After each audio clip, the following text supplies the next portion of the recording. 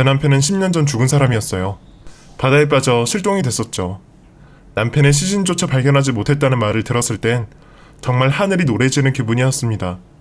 당시 저는 시댁에서 시부모님과 함께 살고 있었어요. 순박한 남편의 모습을 보고 이 사람이라면 적어도 나를 속상하게 하진 않겠다 싶어 결혼을 결심했죠. 결혼 후 합가를 해서 시부모님이 운영하시는 과수원에서 일하면서 열심히 돈을 모았습니다. 그리고 남편은 배를 타고 문어잡이 일을 했어요. 남편이나 저나 넉넉한 형편은 아니었지만 잘 될 수 있다는 희망 하나로 부지런히 살았던 것 같아요.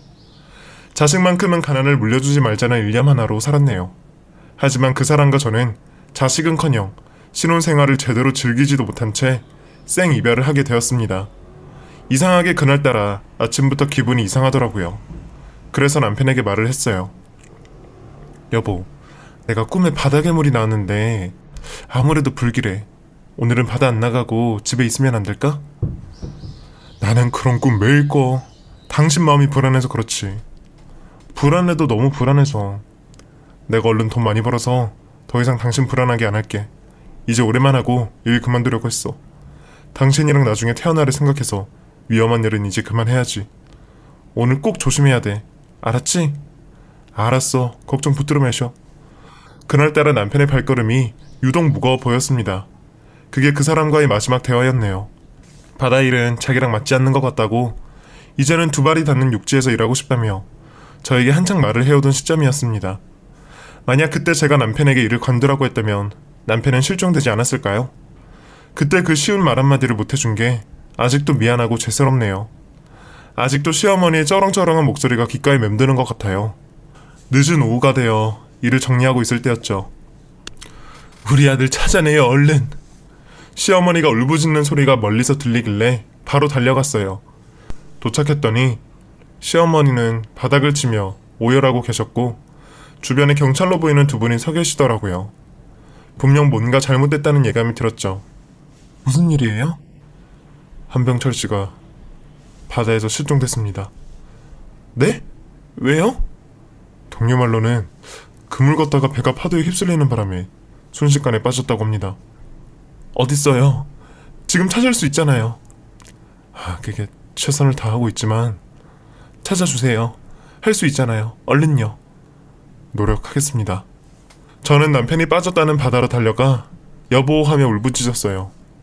1분 1초가 조급하고 초조했어요. 지금 이 상황에서 남편은 숨도 못 쉬고 살려달라고 발버둥치고 있을 텐데 경찰의 늦장 대응이 너무 답답하고 화가 났습니다. 애꿎은 파도에 요그레댔다가 주저앉아 울었다가 그곳에서 실신을 하고 말았죠. 눈을 떠보니 병실에 제가 누워있더라고요. 그리고 시어머니께서 제 옆에서 울고 계셨습니다. 남편이 사라졌다는 사실을 뒤늦게 깨닫고 벌떡 일어났어요. 어머님, 그이는요? 시어머니는 대답 없이 울기만 하셨어요. 저는 그때 처음으로 골든타임이라는 단어를 들었습니다. 일정 시간이 지나면 생존 확률이 떨어진다고 하더라고요. 저희 남편은 그 골든타임을 놓치고 말았어요. 경찰 측에서는 이미 사망을 했다고 결론 짓더라고요. 한순간에 남편을 잃은 저와 소중한 둘째 아들을 잃은 저희 시부모님은 그날 이후 사는 게 사는 것 같지 않았습니다. 일을 하면 뭐 하겠나 싶어 모든 걸 내려놓게 되더라고요.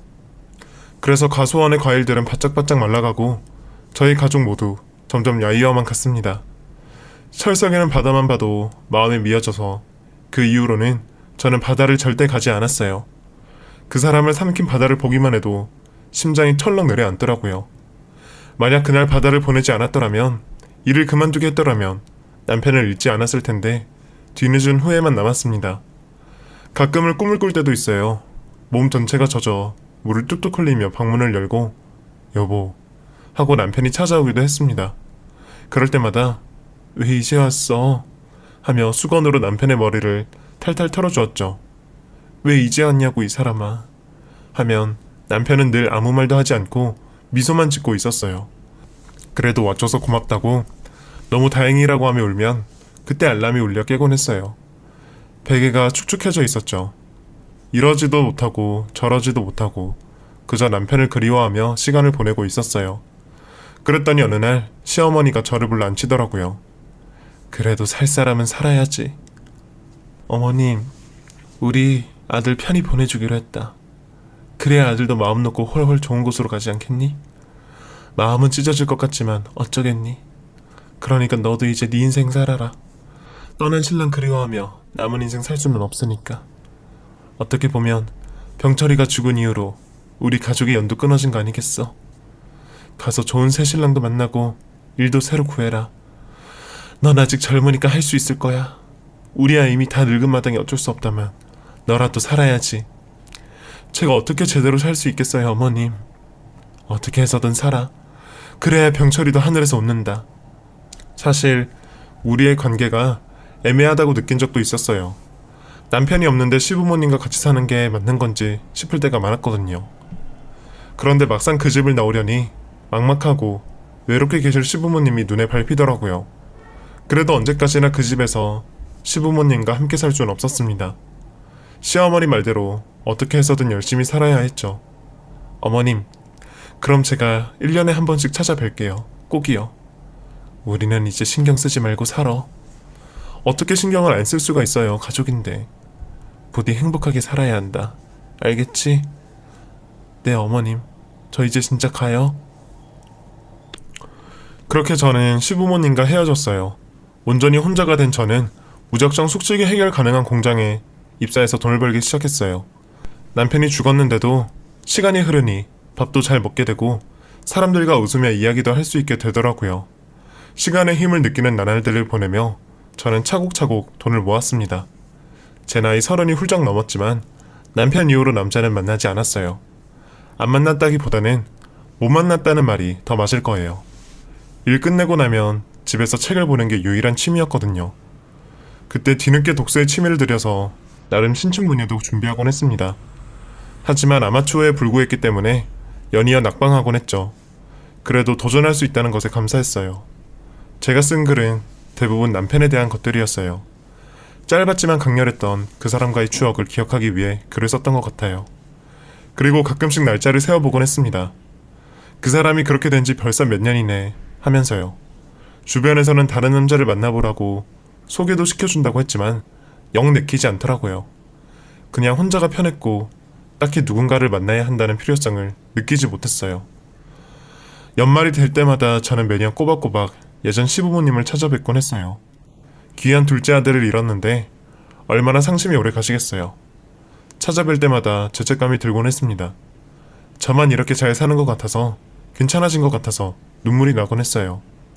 어머님, 아버님, 요즘 건강은 어떠세요? 괜찮지. 우리는 걱정 마라. 이제는 찾아오지도 말고. 그냥 제가 좋아서 찾아오는 거예요. 여기 풍경도 좋고 공기도 좋잖아요. 휴가 온다 생각하고 찾아온 거니까 그런 말씀 마세요. 과일 좀 깎아주랴? 우리 가수원에서 난 거예요? 그래, 요새 과일들이 아주 잘 자라. 이거 먹고 저 오랜만에 가수원 좀 구경해도 될까요? 그래라. 저는 시부모님 댁에서 과일을 먹고 바람도 쐴 겸 산책도 할 겸 해서 과수원을 둘러보게 되었어요. 그런데 과수원을 보자마자 저는 입을 딱 벌릴 수밖에 없었습니다. 제가 알던 그 가수원이 아니었어요. 최신식 트랙터가 세워져 있었고 땅도 넓어지고 무엇보다도 못 보던 인부들이 일을 하고 있더라고요. 어머님, 가수원이 예전보다 훨씬 좋아졌네요. 좋긴 뭐가, 달라진 거 하나도 없구만. 예전에는 트랙터도 이웃집에서 빌리셨잖아요. 그랬지. 이제는 나이가 들어서 기계가 없으면 안 되겠더라고. 그때는 별 생각 없이 잘 지내고 계셔서 다행이라 생각했어요. 망해가던 가수원을 다시 일으키신 게 대단해 보였습니다. 아들이 죽었어도 남은 인생을 어떻게든 살아내시려는 게 보여서 마음이 아프기도 했고요. 이거라도 열심히 키워서 늙어 죽으면 성철이 가수원 물려줘야지. 성철이는 제 남편의 형이었어요.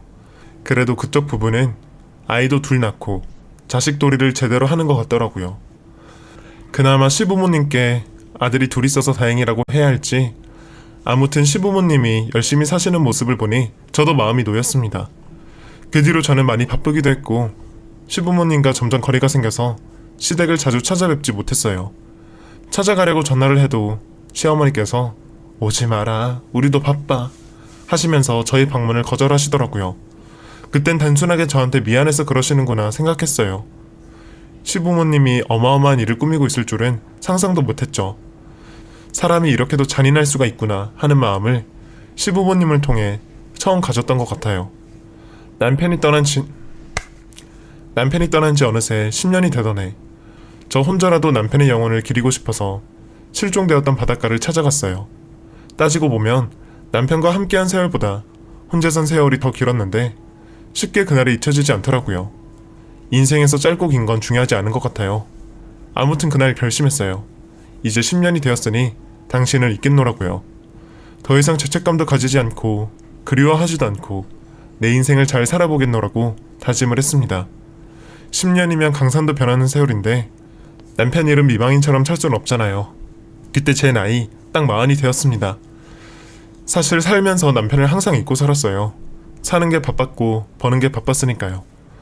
가끔은 잊고 사는 게 미안해서 바닷가를 찾아오곤 했지만 남편의 얼굴도 목소리도 점점 희미해져 갔습니다. 남편이 죽고 나서 가장 후회되었던 게 뭐냐면 남편의 동영상을 찍지 못한 것이었어요. 사진으로만 남으니 멈춰있는 사람처럼 와닿지 않더라고요. 주변에서는 결혼을 하라고 권유하더라고요. 그래도 아내로 엄마로 살아봐야 인생을 제대로 사는 거라면서요. 저도 나이가 조금씩 드니 누군가를 만나볼 생각을 하게 되더라고요. 하지만 그냥 스쳐 지나고 말았죠. 그냥 친구들 만나는 게 좋고 혼자 여행하는 게 좋아서 쭉 혼자 살아도 괜찮겠다 싶었어요. 굳이 억지로 결혼을 할 필요는 없잖아요. 그렇게 혼자만의 생활이 완전히 정착이 되었을 무렵이었습니다. 그날은 아직도 잊을 수 없어요. 어느 가을날 집에 환기를 시키고 청소기를 돌리고 있었습니다. 뒤늦게 핸드폰을 확인했는데 시어머니 번호로 문자가 하나 와 있더라고요. 그런데 내용이 이상했어요. 여보, 나야. 나 좀 살려줘. 그 문자를 보는데 소름이 확 끼치더라고요. 처음에는 누가 잘못 보냈나, 장난을 친 건가 싶었는데 수상한 건 시어머니의 번호로 이 문자가 왔다는 것이었어요. 그래서 바로 다시 전화를 걸어봤어요. 받지 않더라고요. 어떻게 해야 할까 망설이고 있던 찰나 시어머니에게 전화가 왔습니다. 전화했었니? 어머니, 문자 보내셨어요? 무슨 문자? 핸드폰, 그게... 아니에요, 어머님. 꿈꿨니? 네, 제가 잘못 알고 있었네요. 죄송해요. 언제 한번 찾아뵐까요? 아니야, 오지 마라. 괜히 바쁜데 뭐하러 귀찮게 오려 그래. 이만 끊자. 이상하게 불길한 기분이 드는 거예요. 혹시 남편이 살아있는 거 아니야? 하는 소름 끼치는 생각이 들면서도 아니야, 그럴 일 없어. 말도 안 돼. 하며 고개를 절레절레 저었습니다. 그래도 한번 가볼까 하는 생각이 들었어요. 너무 수상해서 직접 제 두 눈으로 확인하고 싶었거든요. 대충 가방을 챙겨 밖으로 나가 바로 시댁으로 달려갔어요. 가는 내내 어찌나 심장이 떨렸는지 몰라요. 혹시나 문자를 보낸 사람이 남편일까? 만약 맞다면 대체 어떤 일이 거기서 벌어졌던 것일까? 너무 복잡한 생각 때문에 운전에 집중할 수가 없었습니다. 저는 시댁에 도착하자마자 현관문을 쾅쾅 두드렸어요. 어머님! 그랬더니 시어머니가 허겁지겁 나오시더라고요. 무슨 일이니? 저 반찬 좀 주세요. 갑자기 무슨 자다가 봉창 두들기는 소리야. 어머님이 해주신 오이소박이가 너무 먹고 싶어서요. 사는 건 그 맛이 안 나더라고요. 좀 가져가도 돼요? 너도 참 유난이다. 그래, 일단 여기서 기다려. 집에 들어가서 기다리면 안 될까요? 차에서 기다리지 그러니? 집이 많이 좀 어질러져 있는데. 좀 들어갈게요. 밖이 꽤 쌀쌀해서 몸 좀 녹이고 싶어요. 어머님이 해주신 유자차도 먹고 싶고요. 안 될까요? 정 그러면 들어오너라. 시어머니는 내색은 안 했지만 제가 집에 들어가는 걸 반가워하지 않으시더라고요. 그때 그 모습을 보고 저는 수상함을 느꼈습니다. 보통 사람이 오면 들어와서 차 한잔 하고 가라고 하는 게 자연스러운 거잖아요. 시댁에 들어간 후 저는 주변을 둘러봤어요. 혹시나 남편이 이곳에 있을까 싶어 방 곳곳을 훑어봤죠. 뭘 그렇게 두리번거리고 그러니? 시어머니가 부엌에서 저를 힐끔 보시며 물어보시더라고요. 아니, 어머님. 이사한 집은 처음인데 엄청 넓고 좋네요. 좋긴 뭘. 아버님은요? 잠깐 나갔어. 친구 만난다고. 네. 어머님 근데요. 혹시 병철씨 말인데요. 소식 없나요? 시어머니는 반찬통을 열다가 손을 멈추셨습니다. 죽은 아이가 어떻게 소식이 있겠어. 넌 들은 거 있니? 아무리 생각해도 좀 이상해서요. 아직도 병철씨가 살아있다는 느낌이 자꾸 드는 건 왜일까요? 죽은 애한테 이제 더 이상 미련 갖지 마라. 어머님은 왜 병철씨가 죽었다고 확신하세요? 저는 보고 말았어요. 미세하게 떨리는 시어머니의 손을요. 순간적으로 이 집을 빠르게 훑어봤습니다. 그랬더니 지하로 통하는 계단이 하나 있더라고요. 그곳에서 뭔가 심상치 않은 일이 일어나고 있음을 직감했습니다. 사람의 직감이란 참 무서운 거더라고요.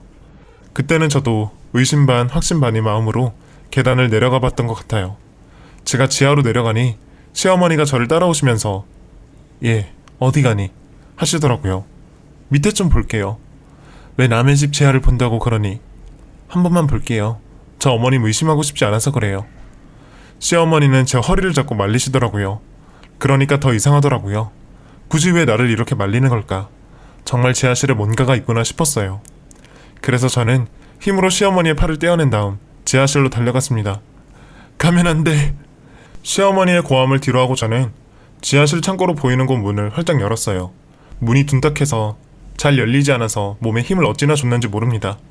문을 열자마자 저는 소리를 지르고 말았어요.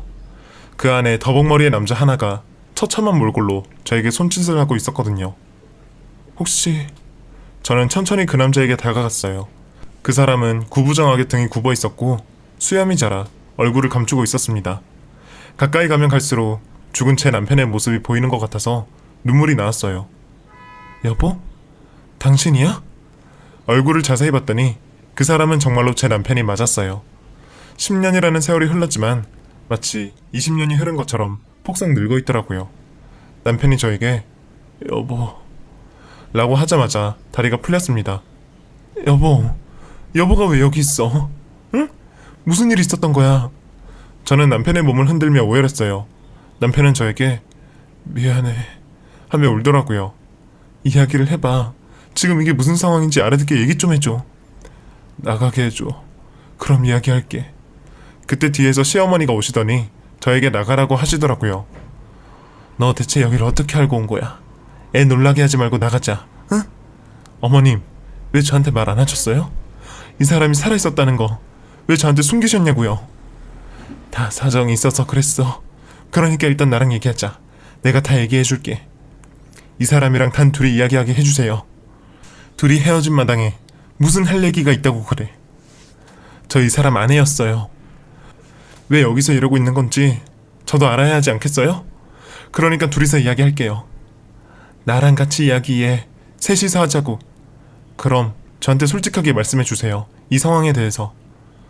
아유, 난 몰라. 어쩌다 보니 이렇게 됐어. 지금 셋이 같이 경찰서 갈까요? 거기 가서 허심탄회하게 이야기해보실래요? 경찰서는 안 돼. 경찰서 얘기가 나오자 시어머니는 소리를 꽥 지르셨어요. 왜 안 되는데요? 이 사람이 살아있는 걸 사람들이 알면 안 되는 이유라도 있나요? 그게 말이다. 너도 우리 집 사정 잘 봐서 알잖니. 병철이 사망보험금이 꼭 필요했다. 그거 아니면 우리 가족 다 이미 죽었을지도 몰라.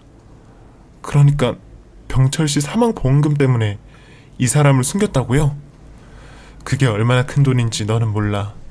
너한테 돈을 어느 정도 나눠줄 테니까 너까지만 병철이 살아있는 거 알기로 하자. 시애미가 이렇게 부탁할게. 응? 어머님, 이건 아니잖아요. 병철씨 지금 모습 좀 보세요. 이게 사람 사는 거예요? 병철이도 다 이해한다고 했다. 여보, 괜찮아? 남편은 덜덜 떨고 있더라고요. 마치 무언가의 협박을 받은 사람처럼 눈에 초점도 없었고 의욕이 없어 보였죠.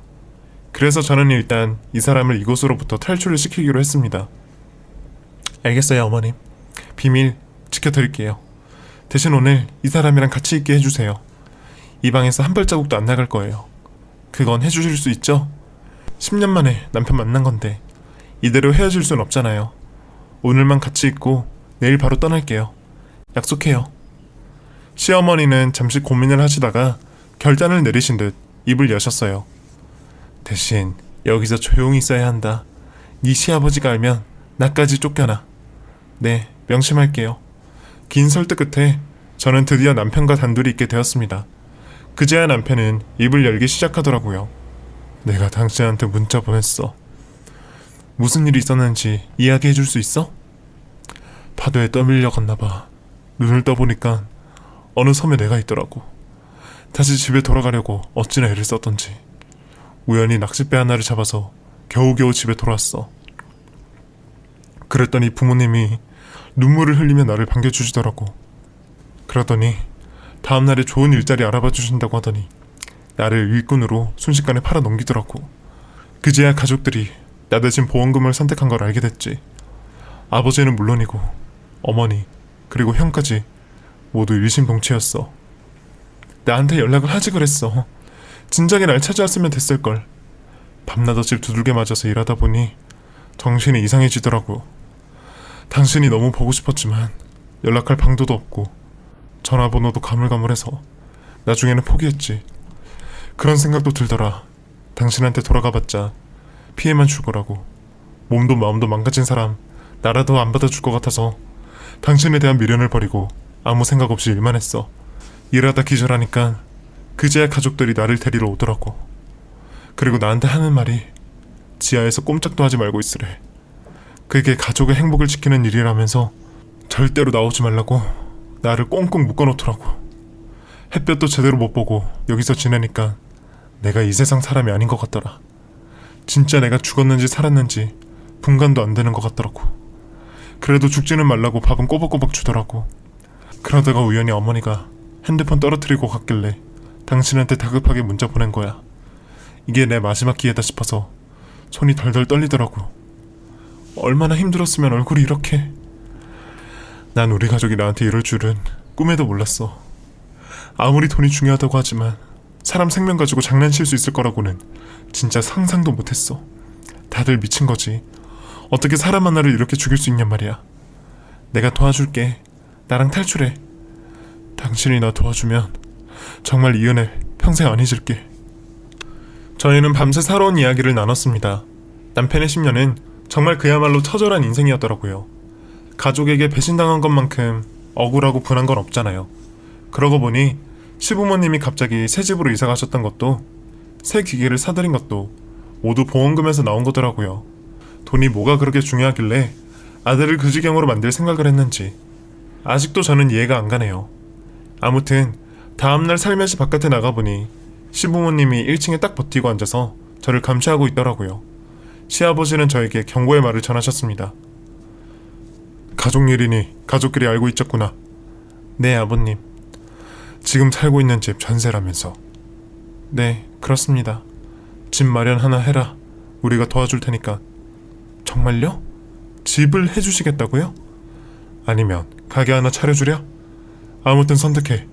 대신 입을 꾹 다물고 있어야 하는 거 잊지 마라. 네, 아버님. 도와주신다면 너무 감사하죠. 이제 우리 모두 한 배를 탄 거니까 이 비밀 무덤까지 가지고 가겠습니다. 그래, 당연히 그래야지. 네가 그래도 눈치가 있구나. 일단 그들을 안심시키는 게 우선이었어요. 그래서 그날 남편을 거기에 내버려둔 채 집으로 귀가했습니다. 그리고 며칠 후 정말로 시부모님은 약속을 지키셨어요. 저에게 집을 하나 장만해 주신 거죠. 하긴 아들 사망보험금을 전부 토해내야 할 위기 상황에서 이 정도 집값이면 껌값이나 다름없었던 거겠죠.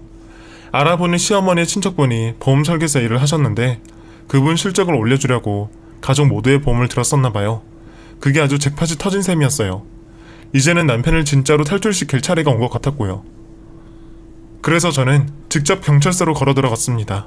경찰관들에게 사연을 이야기하고 시댁에 같이 갔어요. 시부모님은 제가 경찰을 대동해오자 얼굴이 흑빛이 되어 벌벌 떠시더라고요. 예, 무슨 일이니? 제 남편 찾으러 왔는데요. 무슨 말도 안 되는 소리 하고 있어. 너 미쳤어? 시어머니는 절 쏘아보셨지만 저는 개의치 않고 경찰에게 말했습니다. 지하실에 남편이 있어요. 경찰들은 지하 계단으로 재빨리 내려갔고 잠시 후 남편을 데리고 나왔습니다. 드디어 햇볕을 보게 된 남편은 감격의 눈물을 흘리더라고요. 여보, 우리 집으로 가자. 일단 가서 맛있는 거부터 먹고 신분도 찾고 그렇게 다시 새 출발하자. 고마워. 정말 고마워. 다 당신 덕분이야. 그날은 남편이 10년 만에 잃었던 신분을 되찾은 감격스러운 날이었어요. 이름도 주민번호도 없이 숨어만 지낸 날들이 얼마나 답답했을지 저는 감히 상상도 안 됩니다. 남편을 차에 태우고 집으로 향하는 길에서 남편은 아무 말도 없이 창밖을 응시하고 있더라고요. 기분이 어때? 가족들은 어떻게 될까? 돈 토해내고 자기가 고소하면 벌도 받는 거고 어떻게 생각해? 잘 모르겠어. 그냥 얼떨떨하네. 그래, 일단 쉬자. 바깥바람도 좀 쐬고. 내가 당신이라면 절대로 나 안 도와줬을 거야. 나 너무 못나 보이지 않아? 살아있어서 고맙지. 제가 여태껏 혼자 살아왔던 이유가 바로 남편과 다시 만나기 위함이었나 봅니다. 30살이 되자마자 헤어졌던 저희 부부는 40살이 되어 운명처럼 다시 만나게 되었네요. 남편과 저는 시부모님이 사주신 집에 살면서 다시 생활을 시작했어요. 신분을 다시 찾았기 때문에 해야 할 게 너무나 많았습니다. 병원에 가서 건강검진도 받고, 은행 가서 통장도 만들고, 핸드폰도 만들고. 남편은 그제야 사람답게 사는 것 같다며 웃더라고요. 시부모님은 그 이후로 저에게 연락을 한번 해오셨어요. 우리가 해준 집 말이다. 그거 다시 돌려줄 순 없겠니? 갚아야 할 돈이 산더미인데 너무 막막하구나. 어머님, 집 정도는 병철 씨한테 해줄 수 있는 거 아닌가요? 사람 목숨 가지고 장난치려고 했던 통 큰 분들이 이제 고작 집값이 아까우세요? 병철이 좀 바꿔다오. 내가 할 말이 있다고 전해줘. 병철 씨는 이제 부모님이 없다고 생각한대요. 그러니까 어머님 아버님도 더 이상 그만 귀찮게 구세요. 아들의 인생 이제 좀 행복해지려고 한다고요. 미안하다. 우리가 진짜 뭐에 쓰였나 보구나. 시어머니의 우는 소리가 귀에 들리더라고요. 그렇게 한참을 우셨어요. 후회의 눈물인지 분노의 눈물인지 아니면 참회의 눈물인지 알 수 없었어요. 본인이 어쩌다 여기까지 왔나 싶었겠죠. 남편은 일상으로 돌아오기 위해 열심히 노력했어요. 영양제도 아침마다 챙겨 먹고 운동도 하기 시작했는데요. 축 처졌던 얼굴에 다시 생기가 돌기 시작하고 표정도 밝아졌습니다. 그렇게 6개월을 집에서 건강을 챙기며 쉬더니 그 뒤로는 일을 하기 시작하더라고요. 이제는 바다의 파도 소리만 들어도 몸서리가 쳐진다며 물류 창고 일을 구했어요. 월급날이 되면 번 돈을 저에게 전부 주더라고요. 어느 날은 현관문이 열리는 소리가 나서 나가봤더니 남편이 쭈뼛쭈뼛 서 있더라고요. 거기서 뭐해? 물었더니 남편은 말없이 등 뒤에 있는 걸 꺼내서 저에게 내밀었어요. 꽃다발이었죠. 내가 꽃 한 번을 안 사줬더라고. 지나가다 예쁘길래 샀어. 당신이 웬일이야? 꽃도 살 줄 알고? 이제 일주일에 한 번은 꼭 사다 줄게. 새롭게 주어진 인생 당신한테 보답하면서 살고 싶어. 남편은 그 일을 겪고 나서 성격이 참 많이 바뀌었어요. 표현도 아끼지 않고 자상해졌다고 해야 할까요? 이제는 모든 일에 감사하고 싶다고 하더라고요. 시부모님에 대해서 궁금한 분들이 있을 거라 생각하는데요. 그분들은 보험사에 돈을 반납하기 위해 집도 팔고 차도 팔고 가수원도 팔았어요. 돈을 마련하기 위해 죄다 팔다 보니 거처를 얻지 못해 허름한 시골집 하나를 개조해서 살고 계신다고 하더라고요. 물론 직접 들은 건 아니고 건너 들었습니다. 저희 부부는 아직 그분들과 만날 준비가 되지 않았거든요. 아마도 남편은 평생 그분들을 용서하지 않을 거라 생각해요. 남편이 저에게 이런 말을 하더라고요. 부모를 이렇게 미워할 수도 있구나 싶어. 가족을 증오하는 건 쉬운 일이 아닌데 말이야. 그래도 다행인 건 남편이 건강하다는 것입니다. 그 힘든 세월을 겪었는데도 잘 버텨냈더라고요. 앞으로 그 사람이 더 건강해질 수 있도록 제가 많이 노력할 계획이에요. 같이 운동도 하고 여행도 다니면서 좋은 추억 많이 만들어야죠. 세상에 이런 일이 다 있나 싶다가도 직접 경험해보니 진짜 이런 일이 있을 수도 있겠구나 싶더라고요. 뉴스 기사들 보면 돈 때문에 가족들끼리 별일이 다 있잖아요.